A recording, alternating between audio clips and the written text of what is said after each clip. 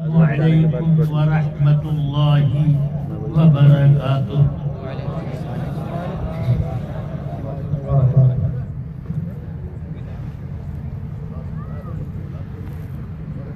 سبحان اللہ والحمد للہ الکبیر العظیم الاکبر، والصلاة والسلام على سيدنا محمد نور الله الأنور، وعلى آله المصابيح الغرر، وأصحابه السرد الزهر، صلاة تنور بها قلوبنا وقبورنا ووجوهنا وصدورنا، أما بعد، فأعوذ بالله من الشيطان الرجيم، بسم الله الرحمن الرحيم،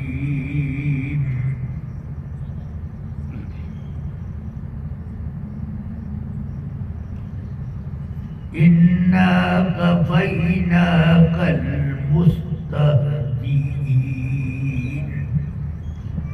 صدق الله العلي العظيم۔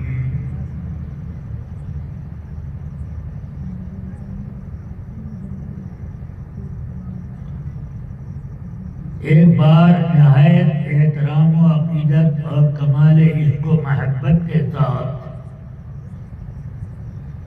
سید کائنات فخر الرسل رحمت للعالمین صلی اللہ علیہ وسلم کی بارگاہ بیکس پناہ میں نذرانے درود و سلام پیش کرنے کی سعادت حاصل کریں۔ اللهم صل على سيدنا ومولانا محمد معدن الجود والكرم، منبع العلم والحلم والحكم، وعلى آله وأصحابه وبارك وسلم۔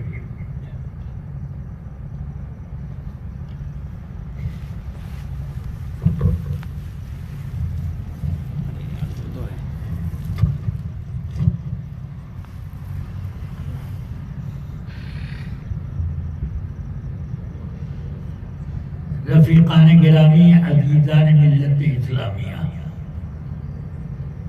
اس بات کی بہت خوشی ہوئی کہ گلشن طیبہ سے میں ایک بہار اور آئی، اور بعدد خلفاء راشدین و بعدد ائمہ اربعہ و عدد مشائخ سلاسل اربعہ، چار حفاظ پیدا ہوئے، مگر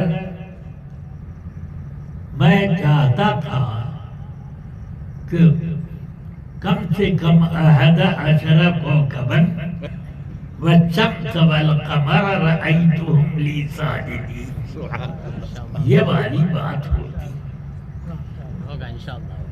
غالباً حضرت مولانا محمد یعقوب صاحب تصوف کی طرف زیادہ رجوع کرتے ہیں اور تدرس کی طرف کم، اس لیے اب تدرس میں بھی تصرف پیدا کریں اور تصوف لائیں۔ اللہ تبارک و تعالی گلشن طیبہ کو خوب شاد و آباد پربہار رکھے اور ہر قسم کی خزاں سے محفوظ رکھے۔ رفیقان ملت، ہم اہل سنت کی جان اور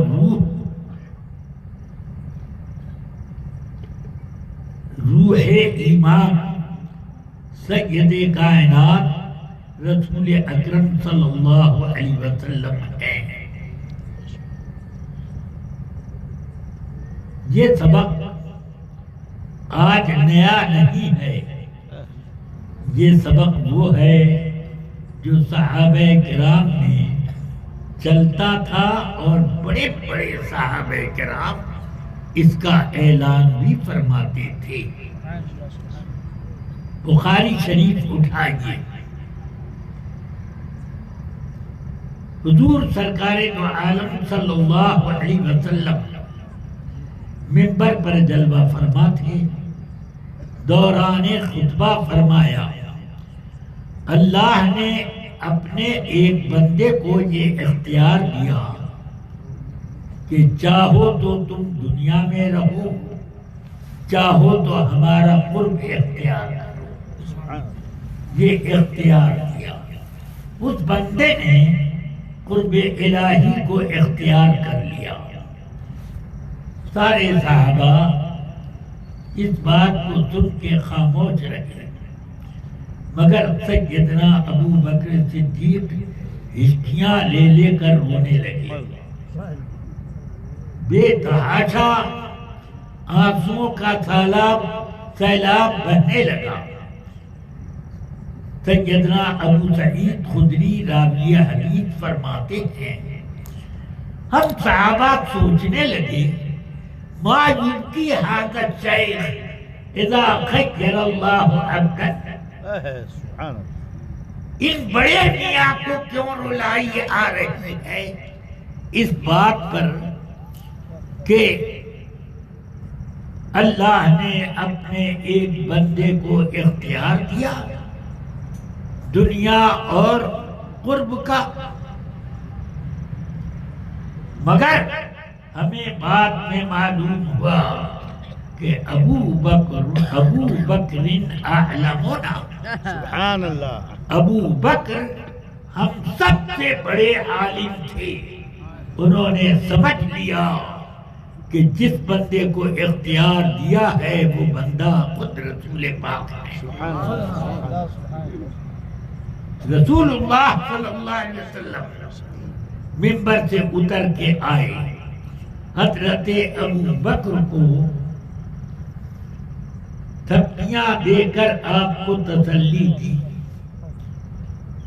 آپ خاموش ہوئے، آپ پھر دوبارہ منبر پر تشریف لے گئے۔ فرمایا میرے آقا نے، ما نفعنی احد فی نفسہ و مالہ ما نفعنی ابو بکر فی نفسہ و مالہ۔ سبحان اللہ، سبحان اللہ، کسی بھی شخص نے اپنی جان اور اپنے مال سے مجھ کو وہ فائدہ نہ پہنچایا جو ابو بکر نے اپنی جان اور مال سے مجھ کو نفع پہنچایا۔ سبحان اللہ، سبحان اللہ، سمجھ رہے؟ جان سے نفع تو غار ثور میں پہچانتی ہے مخلوق، سبحان اللہ، سبحان اللہ، اور مال تو سبحان اللہ، وہ تو ضرور آپ نے سنا ہوگا کہ حضرت عمر رضی اللہ عنہ کو اس روز بڑا خیال آیا اس بات کا کہ سرکار نے آج صحابہ سے مال کا صدقہ طلب کیا ہے کہ میدان جہاد میں ضرورت ہے، تو اس لیے صدقہ کرو۔ آج میں ابو بکر سے آگے بڑھ جاؤں گا کہ آج میرے پاس ابو بکر سے زیادہ دولت ہے۔ ہر میدان میں ابو بکر آگے ہو جاتے ہیں، مگر آج کا میدان میں لوں گا۔ سبحان اللہ، گئے سب صحابہ اپنے اپنے گھر گئے، جس سے جو ہو سکا وہ لا کر بارگاہ میں حاضر کیا۔ آقا کائنات صلی اللہ علیہ وسلم زبیر ابن عوام سے بھی نہیں پوچھتے کہ کتنا لائے کتنا چھوڑا. سبحان اللہ. ابو مسعود انصاری صحابہ میں اونچے درجے کے مالداروں میں شمار ہوتے ہیں. ان سے بھی میرے آقا نے نہ پوچھا. حضرت عبد الرحمن ابن عوف تو اتنے بڑے مالدار تھے کہ انہوں نے 4 مرتبہ اپنا مال 2 حصوں میں بانٹ کر آدھا خدا کی راہ میں آدھا گھر. پھر بڑھ کے ویسے ہی بے حساب ہو گیا. پھر ہو گیا ویسے ہی. پھر ہو گیا. پھر 2 حصہ کیا. سمجھ گیا. اتنے مالدار تھے ان سے بھی نہ پوچھا. عثمان غنی کی مالداری تو سبحان اللہ سب ان کو غنی کہتے ہیں. سبحان اللہ سب ان کو غنی کہتے ہیں. مگر ان سے بھی نہ پوچھا. میرے آقا نے پوچھا تو حضرت ابو بکر سے پوچھا. ابو بکر کیا حضرت عمر سے پوچھا عمر کیا لائے اور کیا گھر چھوڑا. سبحان اللہ. انہوں نے عرض کی یا رسول اللہ گھر میں جتنا مال تھا اس کو میں نے 2 حصے میں کر کے ایک حصہ آپ کی بارگاہ میں حاضر کر دیا. ایک بال بچوں کے لیے گھر چھوڑا. آدھا مال یہاں حاضر ہے. تو اب پوچھتے ہیں حضرت ابو بکر سے کہ تم کیا لائے کیا چھوڑا. عرض کرتے ہیں یا رسول اللہ جو کچھ دنیاوی پونجی تھی وہ سب میں نے جھاڑ کر اکٹھا یہاں تک کہ اپنے اوڑھنے کی چادر اپنے کرتے پیجامے سب لے کر میں حاضر ہو گیا. اور ایک پیوند لگا کمل کانٹوں سے ٹاک کر اوڑھ کر آئے کہ پردہ پہنچی. سمجھ گئے. یہ شان اس طرح پر آئے. انہوں نے کہا یا رسول اللہ سب حاضر ہے. کیا یہ پتہ نہیں چلا کہ میرے آقا لوگوں کے دلوں کے حال پر کیسے مطلع ہے. سبحان اللہ. سبحان اللہ. بہت لوگ تھے صحابہ میں بڑے بڑے مالدار. کسی سے نہ پوچھا. صرف حضرت عمر پھر ان کے بعد حضرت ابو بکر سے کیوں پوچھا. اسی بات کے لیے کہ عمر یہ خیال دل سے نکال دو کہ تم ابو بکر سے کسی معاملے میں پیش قدمی کر پاؤ گے. سبحان اللہ. سبحان اللہ. یہ شان ہوئی. سبحان اللہ. اب اقبال نے تو کہا کہ پروانے کو چراغ ہے بلبل کو پھول بس. صدیق کے لیے ہے اللہ کا رسول بس. تھوڑی دیر کے بعد حضرت جبریل امین ایک پیوند لگا کمل اوڑھے ہوئے کانٹوں کا ٹانکا لگائے ہوئے آئے. میرے آقا نے پوچھا جبریل آج یہ کون سا تم نے لباس اختیار کیا. فرمایا آج آپ کے چہیتے ابو بکر نے قربانی تو دی ہے. ایسی قربانی کہ یہ لباس ان کو پہننا پڑا. تو اللہ نے حکم دیا کہ جبریل فرشتوں میں اعلان کر دو کہ آج وہی لباس سب پہنے جو لباس ابو بکر نے پسند کرا. سبحان اللہ. سبحان اللہ. سمجھ میں آتی ہے بات. ما نفعنی احد فی مالہ فی نفسہ و مالہ ما نفعنی ابو بکر فی نفسہ و مالہ. کسی نے اپنی جان اور مال سے مجھ کو وہ فائدہ نہیں پہنچایا جو فائدہ ابو بکر نے اپنی جان اور مال سے مجھ کو پہنچایا۔ یہ میرے آقا منبر پر ارشاد فرما رہے ہیں۔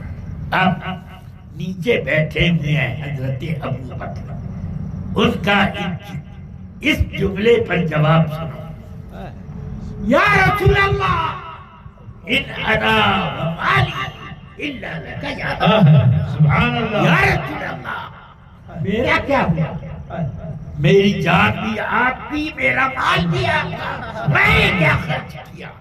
جو کچھ کیا وہ آپ ہی۔ سبحان اللہ، سبحان اللہ۔ اس سے کیا آپ نہیں سمجھ سکتے کہ ہمارے پاس جو کچھ ہے اس کو اپنا مت سمجھو، تب تو سیرت ابو بکر کے مقلد رہو۔ سبحان اللہ۔ اور اگر یہ سمجھا کہ میں مالدار ہو گیا تو قارون ہو جاؤ گے۔ سمجھ لو، ہمیشہ اللہ اپنے حبیب کے ذریعے سے تقسیم کرتا ہے۔ بے شک، بے شک۔ فرمایا بخاری شریف کتاب العلم، آقا کائنات ارشاد فرماتے ہیں انما انا قاسم واللہ یعطی، میں بانٹتا جاتا خوب بانٹتا اور اللہ دیتا جاتا۔ سبحان اللہ، سبحان اللہ۔ سبحان اللہ، سبحان اللہ۔ میرے آقا جتنا زیادہ مانگے اتنا ہی زیادہ سبحان اللہ۔ خود فرماتے ہیں میرے آقا صلی اللہ علیہ وسلم جب سے دنیا پیدا ہوئی اس وقت سے لے کر جب تک دنیا رہے گی اس وقت تک اللہ نے کیا لوگوں پر رزق خرچ کیا؟ سحاب اللیل والنہار، دن رات اس کا بارہ بج رہا ہے، اللہ کی رزق کا بارہ بج رہا ہے۔ لم ينقص حبۃ، سبحان اللہ۔ مگر اس کے باوجود اتنا خرچ ہوا ایک دانہ اللہ کے خزانے میں کم نہیں ہوا۔ سبحان اللہ۔ اور اللہ کا سارا خزانہ کہاں ہے؟ فرمایا حدیث شریف ہے بخاری میں، اٹھاؤ اوتیت مفاتیح خزائن الارض، میرے پاس زمین کے سارے خزانوں کی تمام کنجیاں لائی ہیں۔ سبحان اللہ۔ خزائن بھی جمع، مفاتیح بھی جمع، اور ارض کی طرف خزائن مضاف اور مفاتیح خزائن کی طرف، اور جمع جب مضاف ہوتی ہے تو وہ موجبہ کلیہ ہو جاتا ہے۔ کیا مطلب؟ سارے سب، یہ معنی ہوا۔ تو یہ معنی ہوا اوتی تو مفاتیح خزائن الارض، یعنی اوتی تو جمیع مفاتیح، جمیع خزائن، سبحان اللہ، سبحان اللہ۔ زمین کے سارے خزانوں کا کی ساری کنجیاں میرے در کے پاس۔ سبحان اللہ، سبحان اللہ۔ ہاتھ میں رکھ دی گئی، میرے آقا کے دستے کرم پر رکھ دی گئی۔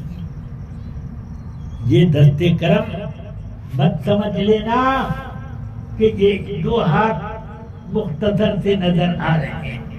مالک کونین ہے، وہ پاس کچھ رکھتے نہیں، دو جہاں کی نعمتیں ہیں ان کے خالی ہاتھ۔ سبحان اللہ۔ نعرہ تکبیر، حضور محدث کبیر۔ اللہ نے اسی لیے ان کا معاملہ اپنا معاملہ قرار دیا۔ ابھی نہ سمجھ میں آئے تو سب سے اہم بات جو انبیاء کرام کی ہے وہ تبلیغ و اشاعت اور اطاعت کی ہے، سب سے اہم۔ اس کے بارے میں کیا فرماتا ہے اللہ؟ من یطیع الرسول فقد اطاع اللہ، جس نے رسول کی غلامی کی وہ رسول کی غلامی میں جو ہے حال کا ہے من یطع، حال کا صیغہ ہے من یطع الرسول فقد اطاع اللہ، ماضی کا صیغہ اس پر بھی قد. سبحان اللہ سبحان سمجھ میں آئی بات؟ اللہ. ماضی میں تاکید ہو گئی. جیسے ان یسرق فقد سرق اخ له من قبل، ہاں ویسے ہی. چلیے تو اب من یطع الرسول، جو رسول کی غلامی میں لگا ہوا ہے وہ اللہ کی اطاعت سے فرصت پاتا ہے. سبحان اللہ. اطاعت رسول کی عین بعین ہی اللہ کی اطاعت. سبحان اللہ. اب مطلب یہ ہوا کہ کائنات جن کے لیے پیدا ہوئی تھی انہی کے لیے تو پیدا ہوئی، انہی کے نور سے پیدا ہوئی. اس لیے اب یہ ساری کائنات کس کی ہے؟ کس کی ہے؟ اللہ کی ہے، اور اللہ نے اپنے حبیب کو عطا کی. سمجھ گیا؟ ہاں اس لیے فرماتے ہیں میرے آقا صلی اللہ علیہ وسلم، بخاری شریف میں یہ حدیث بھی ہے، اگر میں ان پہاڑوں کی طرف اشارہ کر دوں کہ سونا ہو جا، سب سونا ہو جائے گا. سبحان اللہ سبحان اللہ. سمجھ رہے ہیں آپ؟ یہ بھی بخاری شریف میں ہے. ہم لوگ بخاری شریف پڑھتے ہیں اور اہل دیوبند بھی پڑھتے ہیں، مگر یہ سب حدیثیں چھپا لیتے ہیں، پڑھاتے نہیں ہیں. اور ہم لوگ اسی پر پڑھانے میں زیادہ زور دیتے ہیں، بتا دیتے ہیں کہ دیکھ لو یہ حدیث آقا کائنات کی ہے، تو آقا کائنات کے فضائل کیوں نہ بیان کریں جب حدیثوں میں ملے. بہرحال رفیقان ملت، اللہ نے اپنے محبوب کا معاملہ اپنا کر دیا. اب محبوب کا فعل اپنا فعل، عمل نہیں. عمل سے تو اللہ پاک ہے، عمل ایک تخلیقی چیز ہے. ہاں واللہ خلقکم وما تعملون. ہاں تو اب جو فعل رسول پاک کا اس کو اللہ نے اپنا قرار دیا، فرمایا وما رمیت اذ رمیت ولکن اللہ رمی. چھوٹی چھوٹی کنکریاں جب آپ نے پھینکی، آپ نے نہیں پھینکی، یعنی آپ نے پھینکی، یہ بھی ذکر ہے، وہ آپ نے نہیں پھینکی، لیکن اللہ رمی، وہ اللہ نے پھینکی. سبحان اللہ. کیا بات ہے، ماشاءاللہ کیا بات ہے. میرے آقا سرور کائنات کے بارے میں اللہ نے فرمایا کہ آپ فعل آپ کا ہے مگر آپ کا نہیں ہے، وہ میرا ہے.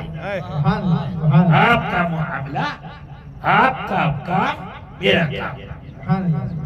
چلیے اب ذرا ایک آیت سورہ بقرہ کی سنیے. منافقین کے بیان میں شروع ہوا تو فرمایا وَمِنَ النَّاسِ مَن يَقُولُ آمَنَّا بِاللَّهِ وَبِالْيَوْمِ الْآخِرِ وَمَا هُمْ بِمُؤْمِنِينَ.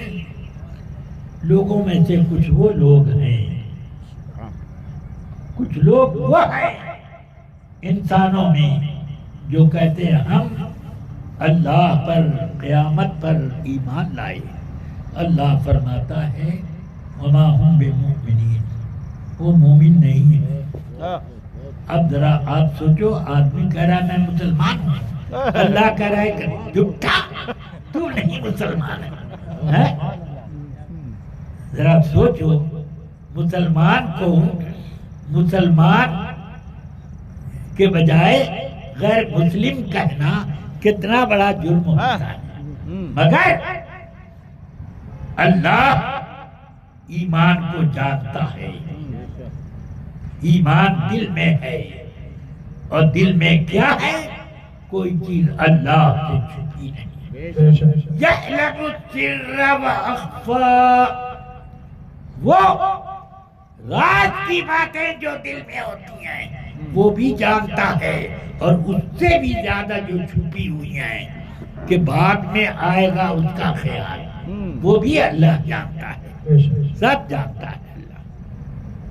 تو وہ فرما رہے وما ہم بمؤمنین، وہ مومن نہیں ہیں۔ تو اب سوال پیدا ہوا کہ یہ کیوں کہتے ہیں آمنا باللہ وبالیوم الآخر، جب مومن ہیں ہی نہیں، ایمان لانا ہی نہیں ہے، بلکہ بس یوں ہی پڑھ لیا، ایمان کی نیت سے نہیں، کفر کی نیت سے، نیت رکھتے ہوئے یہ پڑھا۔ تو کیوں انہوں نے پڑھا؟ تو فرمایا یخادعون اللہ والذین آمنوا، یہ لوگ اللہ کو دھوکہ دے رہے ہیں اور ایمان والوں کو دھوکہ دے رہے ہیں۔ ایمان والوں کو دھوکہ دینا تو سمجھ میں آنے والی بات ہے کہ آمنا آمنا کہہ کر کے ان کو دھوکہ دے رہے ہیں۔ اللہ کو کوئی دھوکہ دے سکتا ہے؟ تو اللہ کا کیوں ذکر ہوا؟ یخادعون اللہ، اصل معاملہ یہ ہے کہ وہ رسول اللہ کو دھوکہ دے رہے تھے اور ایمان والوں کو، تو ان کو دھوکہ نہیں دے رہے ہو، مجھے دھوکہ دے رہے ہو۔ کیوں؟ اس لیے کہ نبی کو تو میں نے سر و اخفا سب علم دے دیا ہے، ہاں، تو ان کو دھوکہ دینا بالکل ایسے ہی ہے جیسے مجھے دھوکہ یہ ان کا معاملہ اپنا معاملہ قرار دیا۔ اس کی مثالیں اگر میں دینا شروع کروں لمبی فہرست ہو جائے گی۔ مجھے یہ بتانا ہے کہ اللہ تعالی نے اپنے حبیب پاک صلی اللہ تعالی علیہ وسلم کا ایسا معاملہ دیا۔ پھر اب ایک وقت ایسا آیا کہ رسول پاک کے کی دشمنی پر پورا مکہ کمر بستہ تھا، اور حضور کے ساتھ چند صحابہ تھے۔ جب حضور باہر نکلتے تو اپنے چند صحابہ کو لے کر چلتے کہ کہیں کوئی مشرک پتھر نہ چلا دے، کوئی بےہودگی نہ کرے، کوئی بکواس نہ چھاڑ دے۔ اس لیے سرکار اپنے ساتھ چند صحابہ کو لے چلتے تھے۔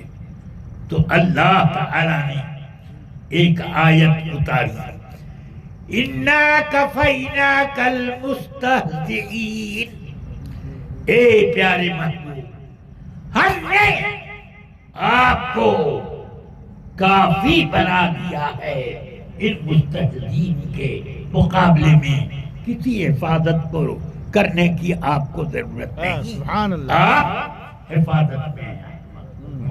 اللہ تعالی نے اب اس کے بعد میرے آقا صلی اللہ علیہ وسلم تنے تنہا مکے کی گلیوں میں جاتے، جہاں جاتے جاتے، مگر جرأت نہیں ہوتی تھی کہ رسول پاک کے اوپر کوئی بات کر سکے۔ یہ میرے آقا کو اللہ نے یہ بتا دیا کہ ہم نے آپ کو کافی بنا لیا ہے ان مستہزئین کے مقابلے میں، اِنَّا كَفَيْنَاكَ الْمُسْتَهْزِئِينَ۔ اب یہ ایسا عمل ہوا ہے، سبحان اللہ، میرے بزرگوں نے فرمایا کہ اس آیت کو اِنَّا كَفَيْنَاكَ الْمُسْتَهْزِئِينَ، اس آیت کو اگر اپنے دشمنان اسلام کے مقابلے میں 1000 مرتبہ دعائے ہلاکت کرو تو انشاءاللہ ضرور قبول ہو۔ رسول پاک کے بارے میں آیت اتری مگر امتی کو فائدہ پہنچا۔ بہرحال رفیقان ملت، عزیزان گرامی، آپ اگر چاہتے ہیں تو اعلیٰ حضرت سے پوچھئے کہ ایمان کیا ہوتا ہے۔ فرماتے ہیں انہیں جانا انہیں مانا، نہ رکھا غیر سے کام، انہیں جانا انہیں مانا، نہ رکھا غیر سے کام، للہ الحمد میں دنیا سے مسلمان، للہ الحمد میں دنیا سے مسلمان گیا۔ کیا مانا؟ مسلمان ہونے کے لیے انہیں جانا انہیں مانا، یہ ہونا ضروری، تب مسلمان۔ جانو دل جانو دل ہوش و خرد سب تو مدینے پہنچے، تم نہیں چلتے رضا سارا تو سامان گیا۔ اللہ تبارک و تعالی ہمیں مسلک اعلیٰ حضرت پر قائم رکھے۔ یہ مسلک اعلیٰ حضرت کا بنایا نہیں ہے، یہ مسلک ابو بکر کا ہے، یہ مسلک عمر کا ہے، یہ مسلک تمام خلفائے راشدین کا ہے، یہ مسلک جملہ صحابہ و تابعین کا ہے، یہ مسلک ائمہ اربعہ کا ہے اور تمام ائمہ مجتہدین کا ہے۔ تو اعلیٰ حضرت نے اس مسلک میں سب کا مقلد ہو کر کے یہ بات اپنے کاندھے پہ اٹھا لی کہ کچھ بھی ہو اس مسلک کو زندہ کرنے میں ہر طرح کی قربانی دوں گا۔ سبحان اللہ۔ اس لیے اب اس قربانی کا نتیجہ کیا ہوا؟ آپ کا پیر خانہ بول رہا ہے، پیر اپنے مریدوں پر فخر کرتے ہیں اپنی بڑائی کے لیے۔ ہمارا فلاں صاحب میں اپنے مرید ہیں، فلاں صاحب میرے مرید ہیں۔ استاد لوگ فخر کرتے ہیں اپنے شاگردوں پہ، ارے اگر میں فخر کروں ارے مولا بدر الدین صاحب میرے شاگرد ہیں، مولا فلاں صاحب میرے شاگرد ہیں۔ تو یہ فخر کا ایک طریقہ ہے، مگر ایک فخر کا طریقہ دیکھو۔ حضرت سیدی ابو الحسین نوری میاں علیہ الرحمہ جو حضرت سید اعلیٰ حضرت کے پیر مرشد سیدنا آل رسول احمدی رضی اللہ عنہ کے پوتے ہوتے ہیں اور ان کے جانشین ہوئے۔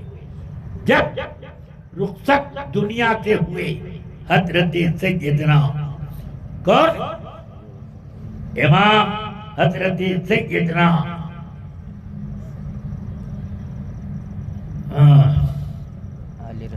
آل رسول احمدی رضی اللہ عنہ، اعلیٰ حضرت 20 سال کی عمر میں گئے تھے مرید ہونے، آپ بھی اور آپ کے والد بھی۔ اس وقت حضرت سیدنا آل رسول احمدی کی نگاہیں بڑھاپے کی وجہ سے اب دیکھنے سے معذور تھی، سمجھ میں آیا؟ اب گھوڑے پر سوار دونوں حضرات، اس زمانے میں ٹرین نہ تھی، گھوڑے پر سوار دونوں حضرات اب چل پڑے، بدایوں ہوتے ہوئے مارا رچے چلے۔ راستے میں اعلیٰ حضرت کے والد ماجد رأس الافتاء سیدنا امام الاتقیاء مولانا نقی علی خان صاحب علیہ السلام، یہ اعلیٰ حضرت کے والد ہیں۔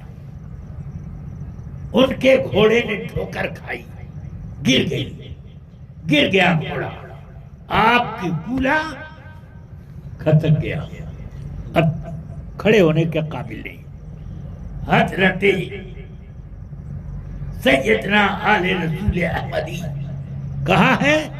بارار مقدسہ میں نوری میاں علیہ السلام سے فرما رہے ہیں. نوری میاں بریلی سے 2 مولوی صاحب آ رہے ہیں. ان میں ایک جو بڑے مولوی صاحب ہیں ان کا گھوڑا گر گیا اور ان کی وہ چلنے سے معذور ہو گئے. جلدی سے پالکی بھیجو اور ان دونوں کو لے کر آئے. سبحان اللہ سبحان اللہ. پیر آنکھ سے نہیں دیکھ رہا ہے، دل سے کہاں تک دیکھ رہا ہے اور کیسی دستگیری کر رہا ہے. اب یہ یہاں سے سفر ان لوگوں کے اپنے ارادے سے نہ تھا، یہ پیر کے بلاوے سے. اب پیر کی سواری سے یہ لوگ جا رہے ہیں. پہنچے، الحمدللہ ہاتھ لگایا، ٹھیک ہو گیا. وہ دونوں کو مرید کیا. مرید کرنے کے بعد انہوں نے اعلیٰ حضرت کے ہاتھ پکڑے، دونوں ہاتھ پکڑ کے کہا مولوی صاحب، مسلم شریف میں حضرت عمر رضی اللہ تعالیٰ عنہ کی یہ حدیث موجود ہے کہ حضرت جبریل رسول پاک کی خدمت میں حاضر ہوئے. فَأَسْنَدَ رُكْبَتَيْهِ إِلَى رُكْبَتَيْهِ وَوَضَعَ يَدَيْهِ عَلَى رُكْبَتَيْهِ، کہ انہوں نے اپنے دونوں گھٹنے رسول پاک کے گھٹنے کی طرف کر لیے. تو اس کا مطلب ہے کہ جبریل امین 2 دانوں بیٹھے تھے اور سرکار بھی 2 دانوں بیٹھا کرتے تھے. 2 دانوں بیٹھے اور وَوَضَعَ يَدَيْهِ عَلَى فَخِذَيْهِ، انہوں نے اپنے دونوں ہاتھ ان کی رانوں پر رکھا. اس میں فخذیہ میں علی فخذیہ میں شراح کا 2 قول ہے. ایک قول تو یہ کہتے ہیں کہ انہوں نے اپنے دونوں ہاتھ اپنی ران پر رکھا، اور کچھ شراح یہ کہتے ہیں کہ اپنے دونوں ہاتھ رسول پاک کی ران مبارک پر رکھی. دونوں طرح سے ہے. مولوی صاحب ان دونوں میں جو قول آپ کو پسند ہو اس پر آپ سبحان اللہ. دونوں قول ہیں، آپ کو جو پسند ہو اس پر عمل کریں. سبحان اللہ. ذرا دیکھو پیر صاحب کی شان بھی. تو سیدنا اعلیٰ حضرت نے اپنے دونوں ہاتھ بڑھا کر اپنے پیر کے دونوں ہاتھ. نعرے تکبیر، نعرے رسالت، مسلک اعلیٰ حضرت حضور سرکار محدث کبیر، نعرے تکبیر، نعرے رسالت. اکتساب فیض کا کتنا نرالا طریقہ ہے. اکتساب فیض کا یہی طریقہ ہے. تو سرکار اعلیٰ حضرت نے سرکار احمدی رضی اللہ عنہ کی دونوں مقدس رانوں پر اپنے ہاتھ رکھ دیے. اب حضرت نوری میاں وہ حضرت سیدنا آل رسول احمدی رضی اللہ عنہ فرماتے ہیں میں آپ کو جملہ سلاسل کی خلافت عطا کرتا ہوں. نوری میاں علی الرحمن نے سنا تو عرض کرنے لگے حضور آپ تو اتنی آسانی سے خلافت نہیں دیتے. 10 سال 6 سال 12 سال 8 سال ایسے آپ ایک مرید سے مجاہدہ کراتے ہیں. اس ریاضت کے بعد آپ کہیں خلافت عطا فرماتے ہیں. جب دیکھ لیتے ہیں کہ اس کا دل چمکدار ہو گیا تب خلافت دیتے ہیں. سمجھ گیا؟ اور آج کل تو اتنا عام ہو گیا، یا اللہ میں تو اس سلسلے میں بہت پریشان رہتا ہوں۔ کل کے پیدا شدہ لوگ آتے ہیں خلافت تو میں نے کہا کہ خلافت دوں یا کھلی آفت، کھلی آفت دے دوں؟ ہاں میں نے کہا سنو، میرے پیر نے مجھے خلافت اس لیے نہیں دی ہے کہ سب کو میں بانٹوں، میں بانٹتا ہوں مگر سمجھ بوجھ کے بانٹتا ہوں، دیتا ہوں مگر سمجھ بوجھ کے دیتا ہوں۔ ہاں جس کو مسلک اعلی حضرت پر خوب اچھی طرح سے جانچ لیتا ہوں اور سمجھ لیتا ہوں کہ یہ بد مذہبوں سے ٹکر کے لائق ہے، تب خلافت دیتا ہوں۔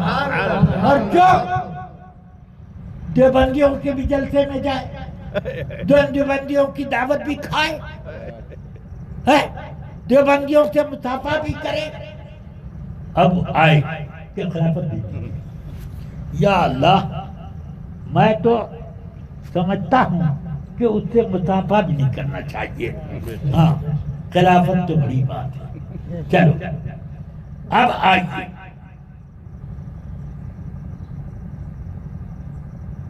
حضرت نوری میاں علیہ الرحمہ نے جب یہ عرض کیا کہ 10 سال 12 سال کی ریاضت کرا کر آپ خلافت دیتے ہیں اور آپ نے ان کو خلافت چک منگنی پد دیا، ابھی مرید بنایا، ابھی اسی مجلس میں آپ خلافت دے رہے ہیں۔ تو اب سیدنا آل رسول احمدی کیا فرماتے؟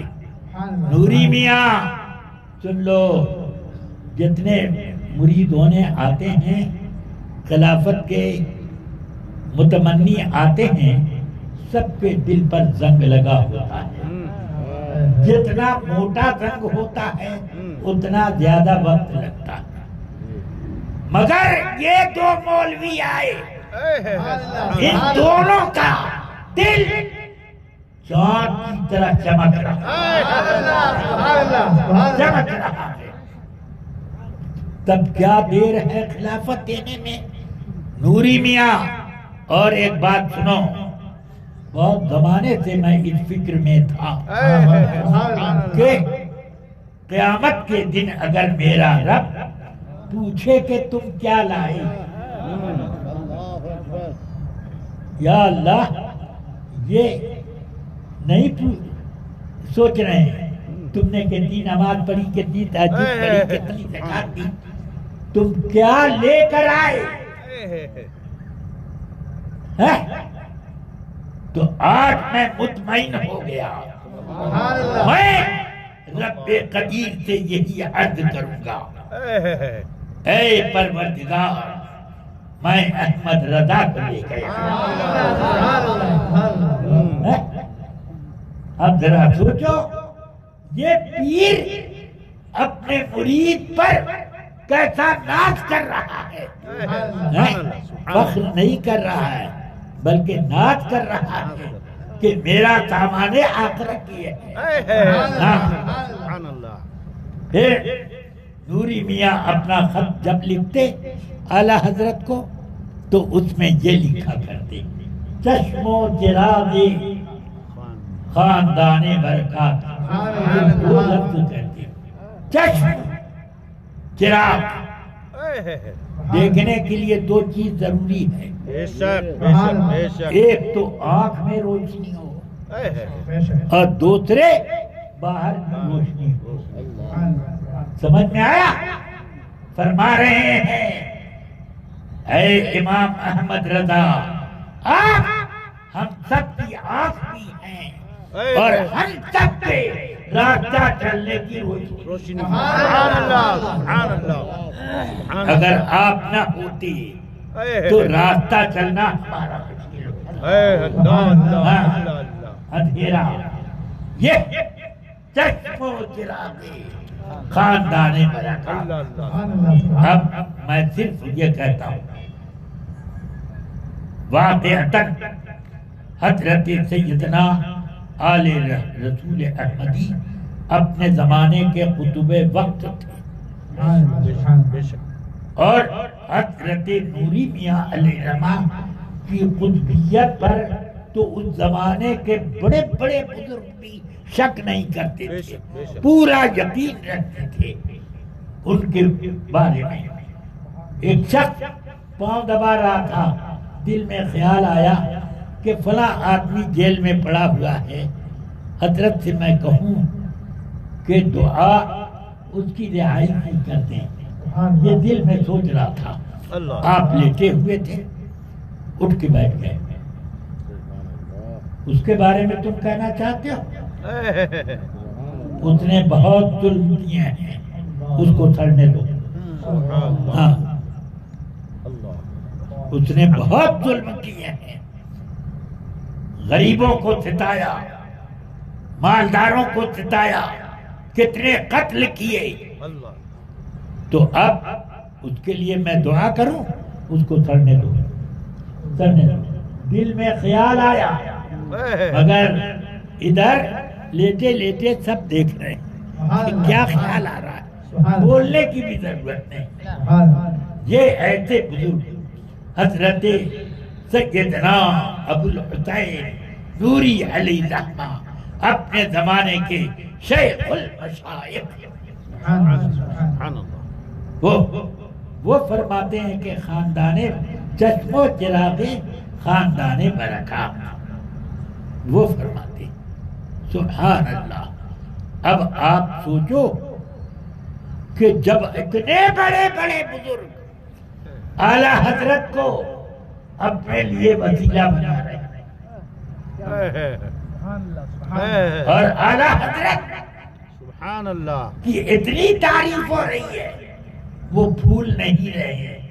ابھی آپ نے سنا عید کا تحفہ لے کر آیا نائی، جیسے ہی آپ کے دارالفتہ میں پہنچا اٹھ کے کھڑے ہو گئے، ہاتھ پکڑ کر اس کو اپنی مسند پر بٹھایا، اور جو طباق تحفوں کا لے کر آیا اپنے سر پہ رکھ کر گھر میں پہنچے اور فرمایا مارارا شریف کے نائی شریف آئے ہیں،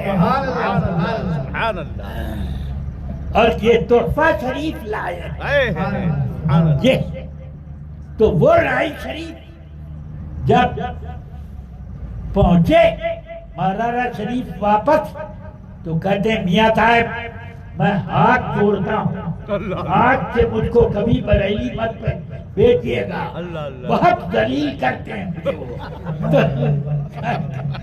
وہ دلیل کرتے ہیں، بے وقوف کیا بنتے ہو، وہ دلیل کرتے ہیں کہ ہاں ارے اتنے بڑے آدمی ہو کر اپنی گدی پر مجھے بٹھا دیتے ہیں اور خود کھڑے ہو کر میری خدمت کرتے ہیں، پانی پلاتے ہیں، چائے پلاتے ہیں، ناشتہ کراتے ہیں۔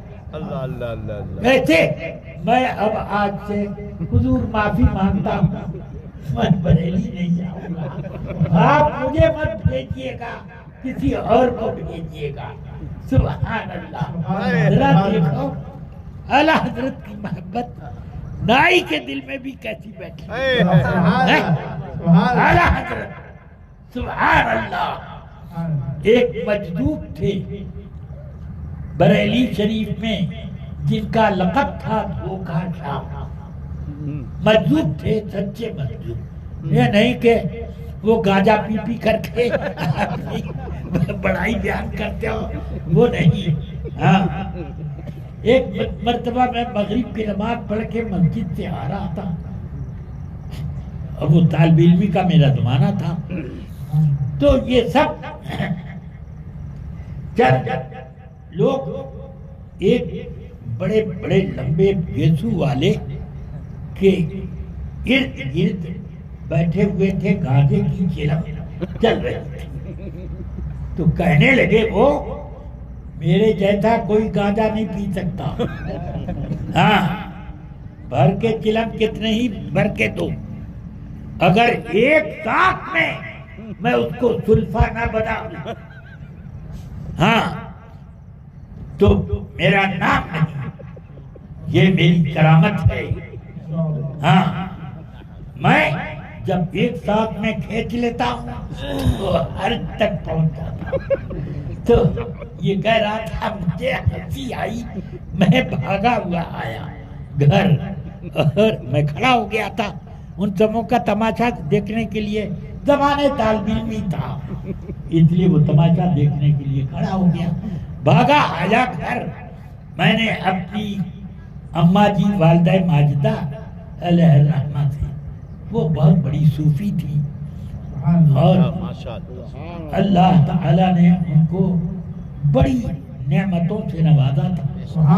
میں نے ان سے ابھی وہ مصلی پہ وظیفہ پڑھ رہی تھی تو میں نے عرض کی اماں جی آج ایک ایسا دیکھا میں نے، اتنے لمبے لمبے بال اس کے، اور پھر وہ گانجا چل رہا تھا اس کے بیچ میں ایسے تو اماں جی نے فرمایا تم کو کیسے معلوم؟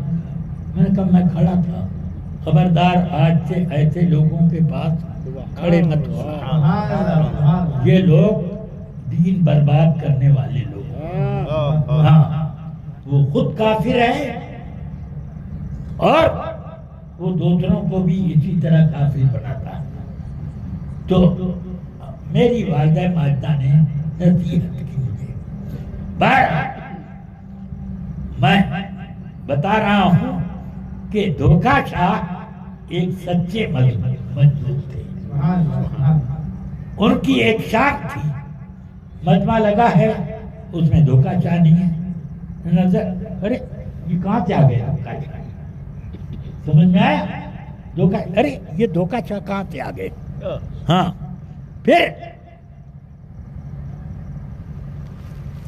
بیٹھے ہوئے ہیں اچانک غائب ہو گئے، سمجھ میں آیا کدھر گئے، یہ ایسے مجذوب تھے صاحب کرامت، وہ اپنی لاٹھی بجاتے ہوئے اعلیٰ حضرت کے دارالفتہ میں پہنچ گئے، کہتے ہیں بڑے مولوی صاحب آپ غلط فتویٰ کیوں دیتے ہیں، غلط فتویٰ مت دیا کیجیے۔ کہ میں نے غلط فتویٰ کیا دیا، کیا میں نے غلط فتویٰ دیا؟ آپ کہتے ہیں کہ رسول پاک کی حکومت زمین پر بھی ہے اور آسمان پر بھی ہے، زمین والی تو ہم دیکھ رہے ہیں مگر آسمان پر ان کی حکومت نہیں ہے۔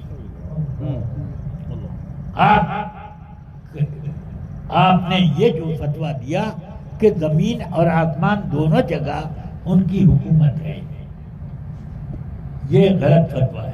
تو اعلیٰ حضرت نے فرمایا دھوکہ شاہ تم دھوکے میں ہو، دھوکے میں ہو، میرے آقا کی حکومت جس طرح زمین پر ہے اسی طرح آسمانوں پر، وہ ان کی مالک کل البرا۔ ذرا گرج کر اعلیٰ حضرت نے کہا تو یہ کہتے ہیں اے بڑے مولوی صاحب بہت ڈانٹ کے آپ مجھے بتا رہے ہیں، اس کا مزہ چکھیں گے۔ ہاں اب اس وقت حضور سرکار میرے پیر و مرشد اور عالم اسلام کے مفتی اعظم سیدنا مصطفیٰ رضا خان صاحب علی رحمت الرضوان اس وقت 6 سال کے یا 7 سال کے تھے، بچوں میں کھیل رہے تھے چھت پر، پتہ نہیں کیا ہوا کہ چھت پر سے گرے، سڑک پر گرے، بے ہوش ہو گئے۔ اب شدہ یہ بات گھر میں بھی پہنچ گئے کہ آج دھوکہ شاہ آئے تھے اور حضرت نے ذرا ڈانٹ کے ان کو کہا کہ تم دھوکے میں ہو. اعلیٰ حضرت کو خبر ملی کہ مفتی اعظم جن کو اعلیٰ حضرت پیدائش کے دن فرماتے تھے کہ یہ میرا بیٹا ولی، اس وقت ولی تھے مگر ہم لوگوں کے وقت میں قطب تھے. سبحان اللہ. تو وہ بے ہوش اعلیٰ حضرت قریب آئے تو گھر کی کسی بوڑھی عورت نے اعلیٰ حضرت سے کہا آپ بلا وجہ مجذوبوں سے چھیڑخانی کر لیتے ہیں، دیکھیے بیچارے ننھے میاں کا کیا حال ہو گیا.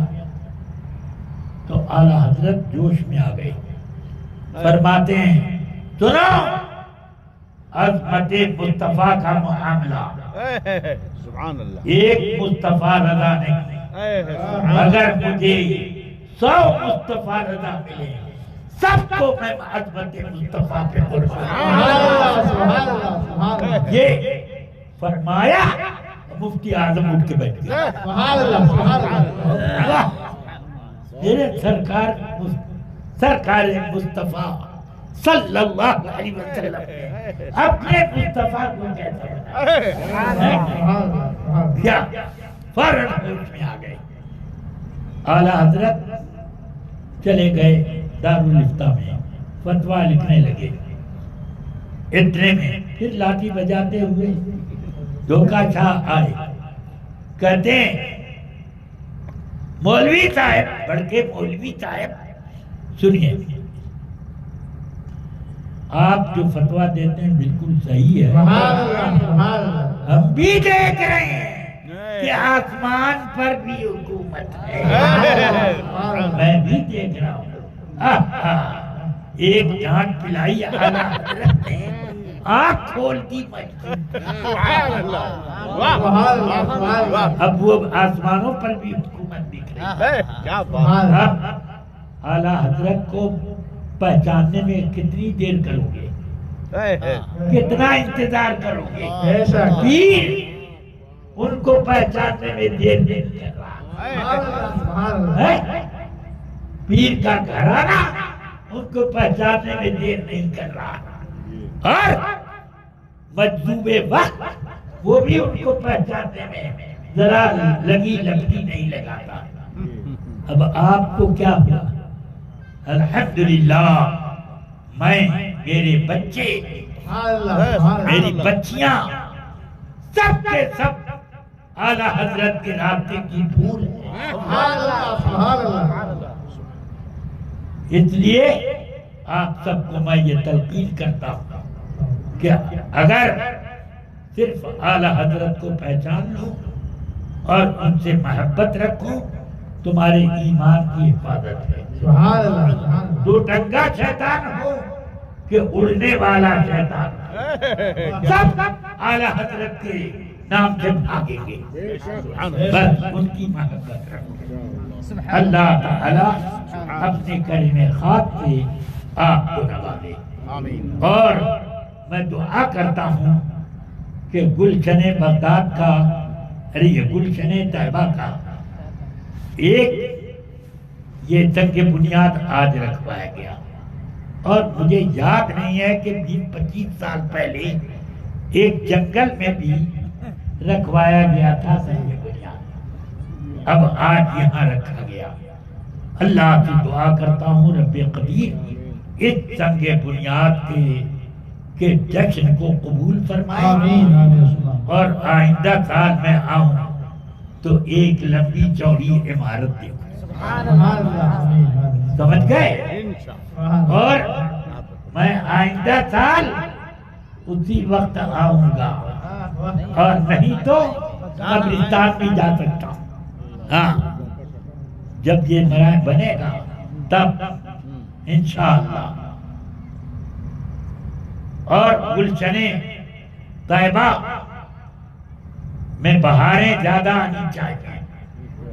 پورا کرناٹکا اس سے فائدہ اٹھائے، اور مولانا یعقوب صاحب صرف بہار ہی کو فیض یاب نہ کریں، ہاں بلکہ پورے ملک کو فیض یاب بنائیں۔ ہاں جب تک دل وسیع نہیں ہوتا اس وقت تک دین کا بڑا کام نہیں ہو سکتا، سمجھ گیا؟ ہاں الحمدللہ میں نے امجدیہ قائم کیا، سب لوگ تانا دیتے تھے، یہ کرتے تھے وہ کرتے تھے، میں لوگ کہتے ہیں فلانے نے کہا فلانے، چپ چاپ رہو، وہ اپنا کام کر رہے ہیں، مجھے اپنا کام کرنا ہے۔ ہاں الحمدللہ ہندوستان کے کونے کونے سے لڑکے آتے ہیں، لڑکیوں کا مدرسہ میں نے نہیں کھولا، میں نے چلایا ہے، کھولا میری والدہ مکرمہ، میری والدہ مکرمہ نے۔ جب تک ان کے جسم میں طاقت تھی، گھر میں اڑوس پڑوس اور دوسرے محلوں کی لڑکیوں کو لڑکیوں کے ذریعے بلواتی تھی، ان کو فارسی عربی تک خود پڑھاتی تھی، اور ان کے قرآن مجید کی باقاعدہ تجوید کی رعایت کرواتی تھی، سب کرتی تھی۔ سب بوڑھی ہو گئی، ان میں سے انتقال ہو گیا بہتیوں کا، میرے خیال میں شاید ایک آدھ زندہ ہو، ہاں ورنہ سب ان کی شاگرداؤں کا انتقال ہو گیا۔ جب اب وہ اس عمر کو پہنچ گئی کہ لڑکیوں کو پڑھا نہیں پاتی تھی، تو انہوں نے میری غیر موجودگی میں ایک مدرسہ کھول دیا۔ اس بلڈنگ پر جو بلڈنگ ابا جی نے ان کے نام دی تھی، اس کی چھت پر کھول دیا، اور میں دوسرے دن جمعرات کا دن تھا، میں آیا کہ دیکھو بدھ کا دن تھا، کل بدھ کا دن تھا، مبارک دن تھا، امام اعظم اپنی درسگاہ کی تعلیم بدھ کو شروع کرایا کرتے تھے، اس لیے میں نے کل مدرسہ کا آغاز کر دیا، تم اس کو چلاؤ۔ میں نے کہا مجھ سے نہیں چل پائے گا، کہا کہ نہیں خوب چلے گا، چلاؤ تو۔ میں نے کہا نہیں، اب وہ بار بار اصرار کرتی نہیں، میں انکار کرتا رہا، انہوں نے پھر حکم دیا، میں کہتی ہوں حکم نہیں مانتے، چلانے کا ذمہ لو۔ میں نے کہا جب ناراضگی آپ کی خطرے میں ناراضگی مجھے مل رہی ہے تو میں ذمہ لیتا ہوں، چلاؤں گا۔ الحمدللہ اتنی آسانی کے ساتھ اس کا کام ترقی پذیر ہوا اور اتنا مقبول ہو گیا کہ لڑکوں کے مدرسے کھولنے کا شعور بند ہو گیا، اور گلی گلی مدرسۃ البنات، مدرسۃ البنات، مدرسۃ البنات، مدرسۃ البنات کھلا جا رہا کہ علامہ نے جب کھول دیا تو ہم لوگوں کے لیے کون سا ناجائز کام؟ علامہ نے کھول دیا تو ہم لوگ بھی کھولیں، بس یہ ہو گیا۔ میرے اوپر کچھ بڑے بڑے عالموں نے اعتراض کیا کہ اس میں بچیوں کو لکھنا پڑتا، میں نے کہا ہاں میں اس کو ناپسند کرتا ہوں، مگر میں مجبور ہوں، کیا کروں، بغیر اس کے ان لوگوں کا امتحان نہیں ہو پائے گا، بغیر اس کے یہ لوگ کوئی سرٹیفکیٹ نہیں پا سکیں گی، تو اس لیے یہ مجبوری ہے، کہیں کہ یہ ناجائز ہے۔ تو ایک بڑے مفتی صاحب نے میرے پاس کسی کو بھیجا، جاؤ مجھ سے پوچھو، تو میں نے کہا کہ کس نے بھیجا ہے تم کو؟ کہا فلاں مفتی صاحب نے۔ میں نے کہا ٹھیک ہے، ان سے کہہ دینا اپنے گھر کا ٹیلی فون ٹیلی فون لائن کاٹ دیں. جتنا خطرہ تحریر سے ہے اس سے زیادہ خطرہ ٹیلی فون لائن سے ہے. اس لیے وہ کاٹ دیں، میں بھی یہ ختم کر دوں گا. ہاں تو ختم ہو گئی بات وہیں پر. تب چلیے اللہ تبارک و تعالیٰ سے میں دعا کرتا ہوں کہ گلشن طیبہ کو گلشن طیبہ بنائے آمین. اور اس کو خوب ترقی دے. آمین. اور پیرا اپنی زندگی میں خوب لہلہاتی ہوئی یہ کھیتی، یہ بلڈنگیں، یہ چمن دیکھ لیں. اللہ تبارک و تعالیٰ ان کو یہ پیرا کو بھی یہ موقع عطا فرمائے. آمین. تو صلی اللہ تعالی وسلم وبارک علیہ وعلی آلہ وصحبہ اجمعین برحمتک یا رب.